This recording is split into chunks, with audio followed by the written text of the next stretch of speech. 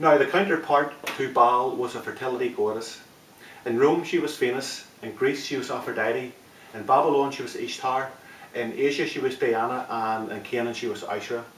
It was the duty of the temple officials, i.e. the cultic high priests and cult prostitutes, both male and female, who served Ashera, to have sex with as many men as possible to keep Baal happy, to ensure good weather for a bountiful harvest. Now pillars or images of wood carved in the shape of a penis or vagina was set up alongside the stone altar of Baal to form a grove. So after offering their burnt human sacrifices and defecating to Baal Peor, worshippers then had to again debase themselves both physically and spiritually before Ashera with libidinous and lascivious sexual practices. Back then, the focal point of worship was the altar or the groves where worshippers would gather together to get their perversions fulfilled. Today, believers are gathering around their smartphones, iPads, tablets to get their perversions fulfilled. 10 years ago, it would have been the personal PC. 20 years ago, it was the DVD. 30 years ago, the VCR. 40 to 60 years ago, the girly mag. Before that, it was the CD cinema. Before that, it was the printing press, etched, carved, engraved, or painted on murals in the rich homes of the Pompeians.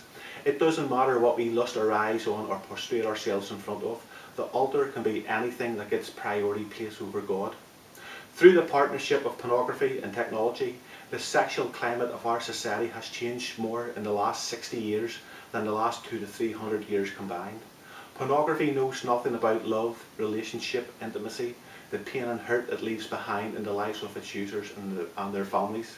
It's a multi-billion-dollar bully or industry that thrives on never satisfying the customer.